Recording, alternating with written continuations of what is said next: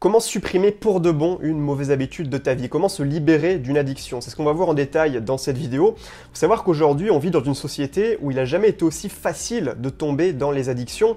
On est incité de partout à la consommation et c'est très facile finalement aujourd'hui de se retrouver enchaîné à de mauvaises habitudes dont on n'arrive pas à se libérer. Ça peut être la cigarette, ça peut être l'alcool, ça peut être le sucre, ça peut être les jeux vidéo, le porno, le shopping. Voilà, il y a énormément de sources d'addiction qui sont tout autour de nous finalement et desquelles c'est très difficile de se libérer une fois qu'on est tombé dedans. Alors je tiens à préciser que je ne suis pas addictologue, simplement j'ai eu une expérience personnelle avec les addictions. Ça a commencé quand j'étais adolescent avec les jeux vidéo, comme beaucoup d'adolescents. Moi c'était assez extrême parce que comme je m'épanouissais pas dans la vie réelle, eh bien, je trouvais refuge dans les jeux vidéo dans lesquels je pouvais me sentir important, dans lesquels je pouvais m'épanouir, je pouvais être respecté, etc. Donc il y avait vraiment un côté malsain là-dedans qui me détournait de la vie réelle. Et ça m'arrivait parfois de jouer jusqu'à 10 heures par jour, ça m'arrivait parfois, je jouais à Dofus, ça m'arrivait de me lever à 4 heures du matin juste pour pouvoir me connecter et jouer avant que mes parents se réveillent. Ensuite, plus tard, à partir du lycée, j'ai commencé à fumer des cigarettes, j'ai commencé à fumer des joints, j'ai commencé à faire des soirées. Alors, j'ai jamais été vraiment alcoolique à proprement parler, j'étais pas physiquement accro à l'alcool. Simplement, j'ai eu une période, notamment dans mes études supérieures, où j'étais vraiment dépendant des soirées alcoolisées parce que sans ça, je sentais un vide dans ma vie. J'étais plutôt accro psychologiquement au cadre festif autour des soirées. Aujourd'hui, je me suis libéré de tout ça depuis plusieurs années. Alors, les seules choses auxquelles je reste un petit peu accro aujourd'hui, ça va être le travail. Je me sens mal si je travaille pas assez. Et peut-être éventuellement le café un petit peu, voilà, j'ai besoin de au moins 1 ou 2 tasses de café par jour, sinon je me sens pas très réveillé. Mais au-delà de ça, j'ai vraiment réussi à me construire une vie plus saine, une vie sans addiction, vraiment qui me porte préjudice au quotidien, et c'est vraiment très agréable. Et donc je vais t'expliquer dans cette vidéo ce qui m'a permis de me libérer de ces addictions, et ce qui peut toi t'aider aujourd'hui si tu as des mauvaises habitudes dont tu veux te libérer, ce qui va pouvoir t'aider à faire le même chemin que moi. Juste avant d'entrer dans le cœur du sujet, si tu ne me connais pas, moi je m'appelle Emilio, et ma mission sur cette chaîne YouTube, c'est d'aider les personnes ambitieuses, peut-être comme toi, à se construire une vie sur mesure, à améliorer leur vie dans tous ces aspects. Donc si tu es intéressé, eh bien tu peux tout simplement t'abonner en cliquant sur le petit bouton rouge juste en dessous et en activant la cloche pour être sûr de ne rater aucune des prochaines vidéos que je publie chaque semaine. Et puis si tu veux aller plus loin avec moi, sache que tu es encore libre de recevoir gratuitement ma formation 12 stratégies pour te construire une vie extraordinaire. C'est une formation qui va t'aider à atteindre tes objectifs avec les meilleures stratégies possibles. Donc si tu es intéressé, eh bien le lien se trouve juste en dessous dans la description de la vidéo. Tu as une formation complète qui est offerte, qui va te donner ces 12 stratégies que moi j'ai utilisées pour transformer ma vie et qui va pouvoir toi aussi t'aider à atteindre n'importe lequel de tes objectifs beaucoup plus rapidement. Alors la première étape selon moi, si tu veux te libérer d'une mauvaise habitude dans ta vie, ça va être d'identifier le pourquoi. Pourquoi est-ce que tu fais cette mauvaise habitude? Qu'est-ce que ça t'apporte concrètement? Au-delà de simplement le bénéfice immédiat qui est le plaisir, le petit shoot de dopamine. Dans la plupart des cas, la raison profonde, la raison cachée, ça va être soit que tu cherches à combler un vide parce que tu t'ennuies, parce que tu as besoin de t'occuper d'une certaine manière. Ça peut être aussi pour le côté social parce que ça t'aide à te sentir intégré socialement. C'est le cas par exemple avec le cannabis pour beaucoup de personnes, ça devient une addiction psychologique parce que ça nous permet de tisser des liens plus facilement. Ça peut être aussi parce que tu te sens stressé, par exemple le sucre, manger du sucre, ça va t'aider à te sentir mieux sur le moment, à te soulager un petit peu ton stress que tu ressens au quotidien. Donc ça c'est la première étape, c'est de comprendre pourquoi est-ce que tu as ce comportement, pourquoi est-ce que tu continues de faire cette mauvaise habitude malgré le fait que tu sais très bien que c'est mauvais pour toi. Moi par exemple quand j'étais accro aux soirées alcoolisées, que je sortais 3 fois par semaine pour me mettre une cuite quand j'étais étudiant, c'était évidemment un besoin de lien social. Si j'avais pas ces soirées, je me sentais seul, je me sentais isolé, j'avais l'impression de pas connecter avec les autres, surtout que l'alcool, ça me permettait de me désinhiber à cette époque où j'étais très timide. Dans le cas d'une addiction aux réseaux sociaux, comme par exemple à Instagram, pour certaines personnes, le besoin, ça va être un besoin de validation sociale. Il y a des personnes qui sont complètement accros à avoir des likes, à avoir de nouveaux followers, ce genre de choses. Ça peut être aussi simplement le besoin de combler un vide parce que tu t'ennuies dans tes journées et donc tu as pris ce réflexe d'ouvrir Instagram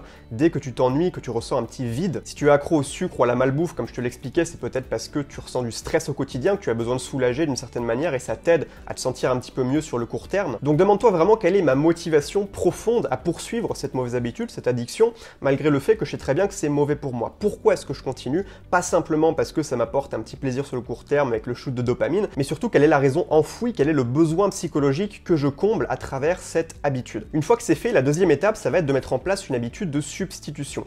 Il faut comprendre une chose avec les mauvaises habitudes, habitudes, avec les addictions, c'est que c'est très difficile, voire quasiment impossible de supprimer une mauvaise habitude. Il faut toujours la remplacer. Parce que si tu supprimes simplement une mauvaise habitude, tu vas immédiatement te retrouver confronté à un vide, il va forcément te manquer quelque chose. Alors évidemment, tu peux tenir quelques jours avec la force de ta volonté, avec la force de ton mental, ton autodiscipline, mais c'est pas un moteur qui va être suffisamment puissant pour te permettre de tenir ton engagement sur le long terme. En misant tout sur la discipline, tu vas très rapidement t'essouffler et puis tu vas revenir dans un moment de faiblesse vers ton addiction, juste une fois d'abord, tu vas te dire bon allez juste une petite fois, et puis tu sais comment ça se passe ensuite, c'est l'effet boule de neige, ça va être une fois, puis une deuxième, puis une troisième, jusqu'à ce que tu retombes une semaine plus tard dans ta consommation habituelle. Au lieu de ça, demande-toi quelle nouvelle bonne habitude est-ce que je pourrais mettre en place qui va me permettre de répondre exactement aux mêmes besoins profonds auxquels répondait mon habitude, ma mauvaise habitude de laquelle je veux me libérer. Exemple, si tu es accro aux réseaux sociaux parce que ça te permet de combler l'ennui au quotidien, ça te permet de combler ce vide que tu ressens dans tes journées, et bien à la place d'utiliser les réseaux sociaux, pourquoi pas commence à lire un bouquin sur un sujet qui t'intéresse, un bouquin qui va t'apprendre des choses, qui va t'apporter des choses, et pas de l'information stressante, de mauvaise qualité, qui te pousse à te comparer aux autres que tu vas trouver typiquement sur Instagram ou sur Facebook. Si tu es accro au cannabis parce que fumer des joints, ça te permet de tisser des liens avec les gens, ça te permet de créer du lien social,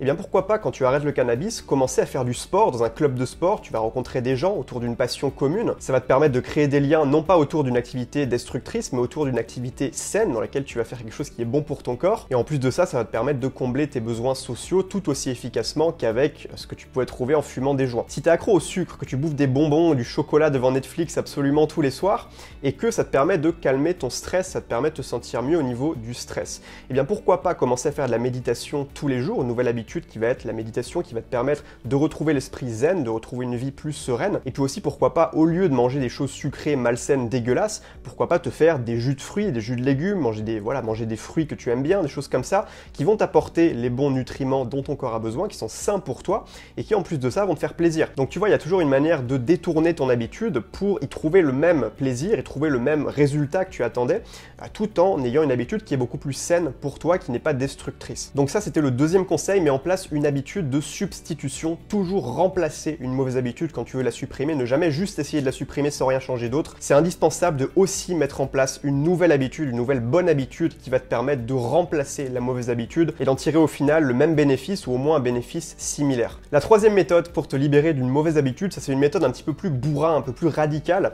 c'est la méthode du remplacement conflictuel.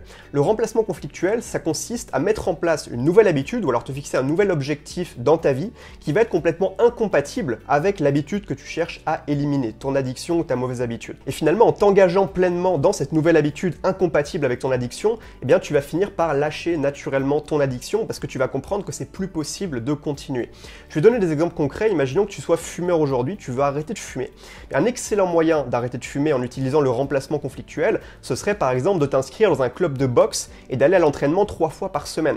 Forcément, la boxe, c'est un sport qui demande énormément de cardio. Si tu as les poumons tout noirs qui ressemblent à un cendrier, ça va être très difficile d'être performant en boxe. Mais si à côté, tu te fixes des objectifs dans la boxe, tu as envie de devenir meilleur, tu as envie de progresser, tu as peut-être même envie de faire des combats, eh bien évidemment, tu vas être obligé au bout d'un moment de lâcher la cigarette. Ça va être juste incompatible avec tes nouveaux objectifs sportifs. Un autre exemple de remplacement conflictuel qui me vient en tête, c'est si tu es accro par exemple aux jeux vidéo, ou alors tu es accro à Instagram, tu es accro aux réseaux sociaux, à ton téléphone, aux séries Netflix, peu importe, eh bien pourquoi pas te donner l'objectif de lire un livre par semaine jusqu'à la fin de l'année, ou alors pendant un certain nombre de semaines. Évidemment, lire un bouquin par semaine, ça va te demander beaucoup de temps. C'est juste incompatible finalement, c'est pas possible d'allier les deux entre passer 3 heures par jour à jouer aux jeux vidéo ou sur Instagram ou je sais quoi, et lire un bouquin par semaine. Tu vas pas y arriver, ça va pas être possible. Donc si tu veux atteindre ton objectif, et c'est important que ce soit un objectif qui te tienne à cœur, pas juste quelque chose que tu te dises, bon, je vais faire ça juste pour quitter mon addiction, mais finalement, j'en ai pas grand chose à faire. Faut que tu sois impliqué personnellement dans cet objectif, faut que ça devienne une partie de ton identité.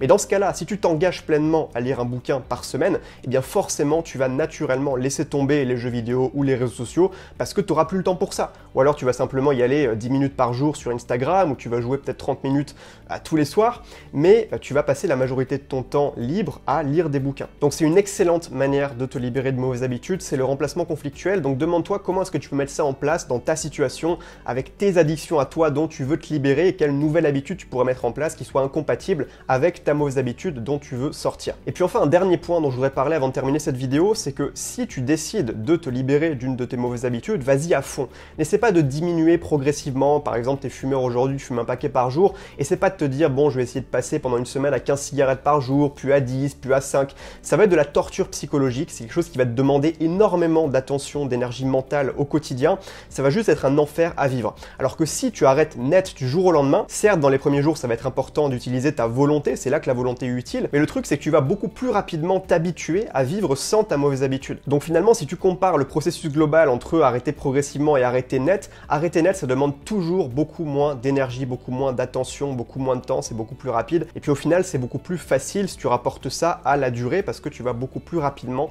te libérer de ta mauvaise habitude. Donc moi je te déconseille vraiment l'arrêt progressif, arrête net, fixe-toi une date, par exemple tu peux te dire dans 2 semaines c'est le jour J, je vais arrêter, tu prépares ton plan, tu prépares ta stratégie avec ton habitude de substitution, avec le remplacement conflictuel si tu en as prévu un. Tu peux aussi t'engager publiquement, c'est quelque chose qui est fort, c'est quelque chose que j'avais fait quand j'ai arrêté la cigarette. La première vidéo de ma chaîne YouTube, ça a été une vidéo dans laquelle je cassais en deux ma première cigarette pour m'engager. Finalement, pendant les jours qui suivaient, je publiais des vidéos où je partageais mon arrêt du tabac, je donnais des petits conseils qui m'aidaient. Et ça m'a permis aussi d'avoir une motivation externe, de me dire, bah voilà, il y a des gens que je connais pas qui sont en train de me regarder, qui sont en train de suivre mon arrêt du tabac. J'ai pas envie de les décevoir, j'ai pas envie de passer pour un idiot. Donc ça m'a motivé aussi à continuer. Et c'est quelque chose que toi aussi, tu peux mettre en place assez simplement, par exemple en t'engageant auprès de ta famille, auprès de tes amis. Pas de personnes qui vont te rabaisser, qui vont se foutre de ta gueule, qui vont te dire, ouais, t'y arriveras pas, machin, ça sert à rien d'en parler à ces personnes-là, des personnes de confiance, des personnes que t'as pas envie de décevoir, ça peut être utile. Si la vidéo t'a plu, comme d'habitude, tu es libre de t'abonner à la chaîne YouTube en cliquant sur le petit bouton rouge juste en dessous pour ne pas rater les prochaines vidéos que je publie chaque semaine.